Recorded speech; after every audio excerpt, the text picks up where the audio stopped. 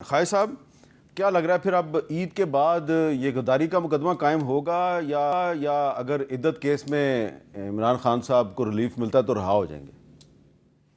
मैं कोई मीर साहब ऑन सीरियस नोट को प्रोडिक्ट नहीं करना चाहता, लेकिन आप देखें कि मैं जजमेंट जो साइफर पे आई है, इतराफ़ जुर्म उन्होंने जलसे में किया, उसके बावजूद जो है उनको रिलीफ मिली है।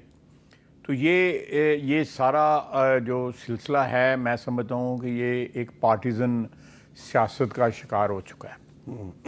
हर शख्स ने, चाहे वो किसी भी इदारे में बैठा हो, मैं जो जुडिशरी की बात कर रहा हूँ, उन सब ने वो इंसाफ के जो साइड पे नहीं है, वो अपने अपने जो उनके सियासी वाबस्तगी हैं या लाइक्स एंड डिसलाइक्स है, उसके साथ वो खड़े हैं।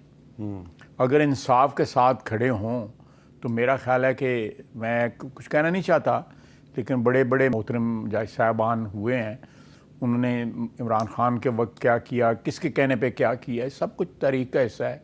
कहने को हम भी कह सकते हैं, एविडेंस के साथ कह सकते हैं कि पहले एक दिन तारीख पे क्या कहा, 2 दिन के बाद उसी को उसका उल्ट कर दिया।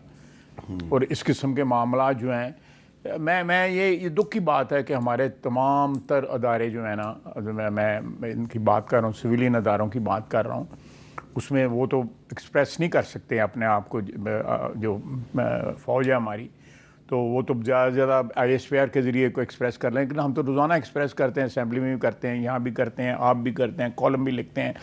अदालती जो है वो अब टेलीविज़न पे चलनी शुरू हो गई है, वो वहाँ पे एक्सप्रेस करते हैं, बल्कि वो नाम लिखवाते हैं कि नहीं, ये जो हमारा रिमार्क है उसके साथ हमारा नाम भी लिखें।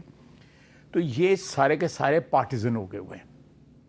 इनकी कोई न्यूट्रलिटी या कोई असूल पसंदी या असूलों पे कारबंद होके कोई करना, सियासत करना या मीडिया चलाना या जुडिशरी का फ़र्ज़ अदा करना, ये चीज़ जो है मफकूद हो चुकी है हमारे सिस्टम से। ये प्रैक्टिस में नहीं रही, और ये बदकिस्मती है हमारी।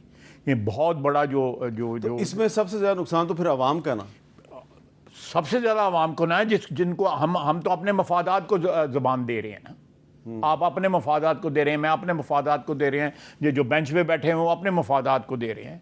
अवाम का कौन सा, अवाम का केस अगर लड़ना हो जुडिशरी ने, तो 2 मिलियन से ज़्यादा केस जो है पहले उनके लें, जमानतों वाले छोड़ेंगे। मैं सिर्फ अंदर बैठे जो हुए हैं, आपकी मौजूदगी का फ़ायदा उठा के सिर्फ चंद सेकंड अवाम का केस भी आपके सामने पेश कर देता हूँ। मैं पेश कर रहा हूँ, अपनी ज़ुबान से पेश नहीं कर रहा, बल्कि अवाम ही की ज़ुबान से पेश कर रहा हूँ। और क्योंकि बजट आने वाला है, तो इसलिए बहुत एक मस्बत अप्रोच के साथ मैं आपको बताना चाहता हूँ कि आजकल दावा किया जा रहा है जी कि बड़ी महंगाई में कमी हो गई है, अफरात-ए-ज़र कम हो गई है। तो ये सिर्फ चंद सेकंड की हैं। खाया साहब का ताल्लुक क्योंकि पंजाब से है, सियालकोट से इनका ताल्लुक है, तो मैं आपको बताना चाहूँगा कि ये जो कहा जा रहा है, आप इश्तिहारात देख रहे हैं जी कि गोश्त सस्ता हो गया है। ज़रा देखें गोश्त कितना सस्ता हुआ है, ज़रा रावलपिंडी में देखें जी गोश्त कितना सस्ता हुआ है। हुकूमत ही घर बैठी हुई है, अवाम को कह रही है जी आप इतने का बेचो, 1350 का, तो 2000 पीछे से आ रहा है, हम कैसे दे सकते हैं? इस पर अमल दरामद नहीं हो सकता, क्योंकि माल महंगे हैं, पीछे से माल बहुत महंगे आ रहे हैं। ठीक है, तो आप ऐसा करें कि हुकूमत को बोलें हमें बकरे लेके दे दे, तो हम 1300 क्या 1200 भी बेच लेंगे। दवाखाने में 2000 पर रेट है पर केजी का। ये लोग बाहर भेज रहे हैं 2425 रुपये किलो बाहर जा रहा है, तो ये किधर 1300 साढ़े 1300 रुपये बेचेंगे इधर दुकानों पे? 1300 से 62 रुपये किलो नहीं मिल सकता कोई। मंडी में 10 किलो बकरा 20,000 21,000 से कम मंडी में नहीं मिलता। गवर्नमेंट का काम है कि पीछे इस चीज़ को देखा जाए कि खाली ये नहीं कि दुकानदार को रेट दिया जाए कि आप इस चीज़ पे बेचें। सर इस रेट पर अमल तो नहीं है, पीछे से हमको जो मिल रहा है तो 1800 2000 रुपये हमसे पीछे से मिल रहा है, तो हम इस रेट पर किस तरह बेचते हैं? वज़ीर-ए-आला पंजाब को चाहिए पहले हमारे स्लाइटर हाउस में आए जो उनसे 1900 रुपये किलो उधर तुलाई कर रहे हैं, और आगे दुकानों के 60-60 हज़ार कराए हैं। गवर्नमेंट हमें 1200 दे, हम 1265 बेचेंगे, 1266 रुपये हम बेचें तो हमें फांसी लगा दें। मेरे पास मुख्तलिफ शहरों की सूरत हाल है इसी तरह।